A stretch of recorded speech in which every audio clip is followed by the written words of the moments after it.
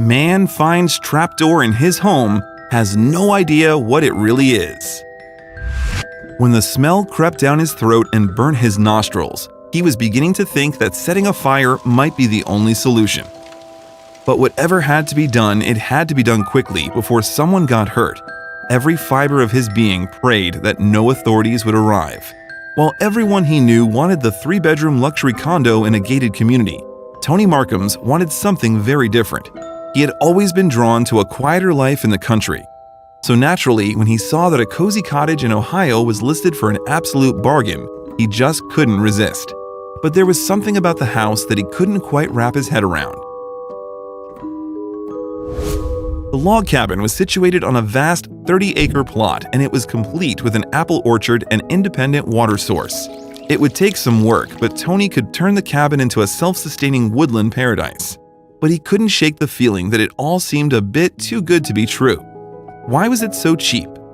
After doing a little digging, Tony discovered that the previous owner of the house had lost his wife recently, and that he wanted to get rid of the property as quickly as possible so that he could move to Florida and retire. But Tony wasn't about to leave it at that. The first thing he had to do was check that the old building was structurally sound. There was also a strange access point in the middle of the kitchen floor, but that was just the beginning of what Tony found. For some strange reason, the trapdoor in the kitchen was nailed shut with dozens of thick nails. And even stranger, it was glued shut with some kind of industrial-strength adhesive.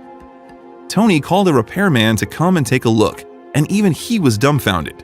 After a lot of cursing and heaving, they finally broke it open. Then they were hit with the smell. The smell coming from inside the door was enough to make them jump back and gag. Whatever it was enough to make Tony want to empty his guts on the floor. What could possibly be down there that smelled so foul? It smelled as if… No, it couldn't be. Tony couldn't help but think about the old owner's recently departed wife. Tony and the repairman gingerly poked their heads and flashlights into the hole in the floor. Suddenly, Tony heard a loud gasp. Tony's repairman gripped him by the collar and shoved him back. The man's face had gone white as he yelled, "Stay out of there!" Tony peered in, holding his breath as 2 legs appeared. 6 more crawled out. Spiders. But they weren't just any spiders, they were venomous funnel weavers. They were teeming out of an enormous nest just below the hole. Tony knew that they were capable of a nasty bite that can damage human flesh, so he and the repairman began to stomp on whatever tried to escape and slammed the trapdoor shut. Unfortunately, this was just the beginning of their nightmare. Even after they disposed of the nest and it was finally safe to look in further, there was still the problem of the vile stench that still seeped out. They carefully took each rung of the crumbling, rusted ladder to the hidden room under the cottage. There in the corner was the answer, and it was oozing. Long, ruddy tendrils grew along a cement enclosure like a cistern or rock bathtub.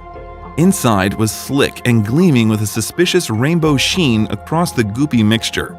It took everything for Tony not to be sick. It was disgusting. Then he saw something poking out of the nightmare mixture. It was a bone. The repairman sighed. "Stupid raccoons," he grumbled. For Tony, however, he was finally able to relax.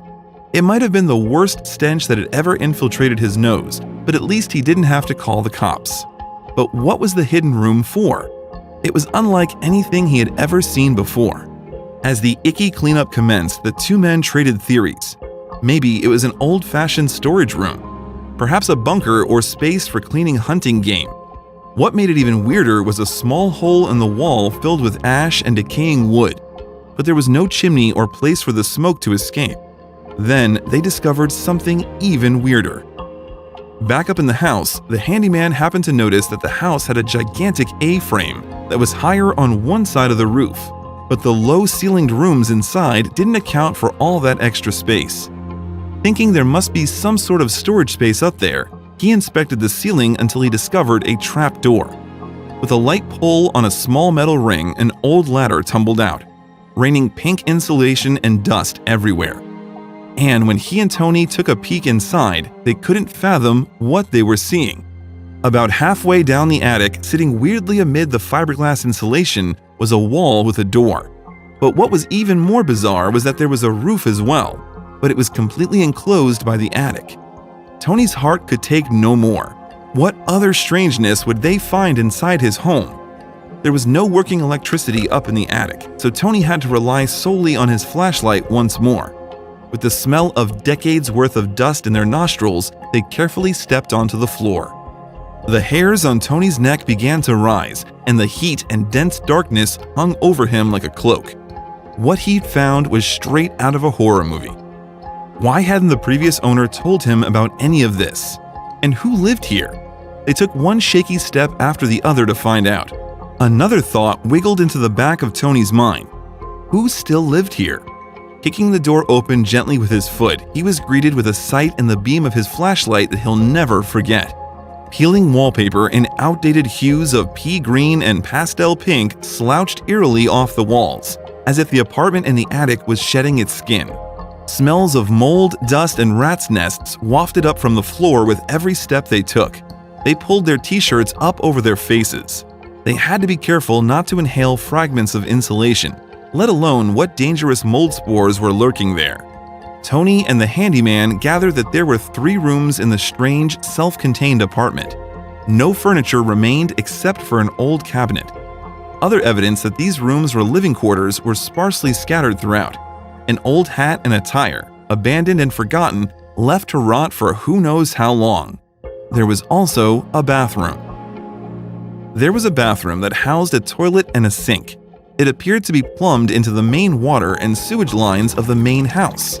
But why was there a creepy house inside his house? With more questions than answers, Tony decided to turn to Reddit once more. But some of the answers did little to put him at ease about what he'd found. Reddit users who saw the photos were understandably creeped out. "House for sale, reduced price due to big nope in the attic," one quipped. "I didn't want to be the first to say this," another user wrote, "but it reminds me of the terrifying stories of where people keep family members locked up." Another observant user had a theory. "How does something like this happen? I looked through all his pictures and it looks like the floor is covered in insulation," he wrote. "So does that mean all of the insulation you see is actually just his ceiling with the insulation sitting on top? Did OP crawl around on rafters to walk around up there?" It does look like they added a roof and an addition, almost like they built an entire shell, roof and walls, around the original house and decided to just keep going and make it bigger. But Tony needed more definitive answers. Tony even went as far as to ask the previous owner about the cellar in the attic, but all he said was, "They've always been there."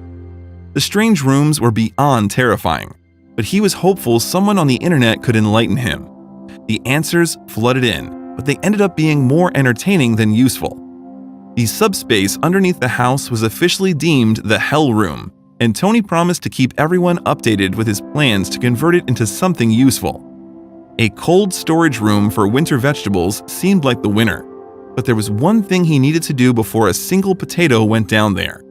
Aside from bathing the entire space in spider-killing spray, he stocked up on bleach and other cleaning materials. If food was going to go down there, he had to get out the sticky layer of rotting roots and years of watery rust first. But what about the matter of the entire house inside the attic? Aside from the obvious creep factor, a few Reddit users suggested that Tony convert the space into something livable, his own personal speakeasy. It would be fun to fix it up. I'd have to see if the walls are moldy, and I'm sure all the plumbing and wiring needs to be redone, Tony wrote on Reddit.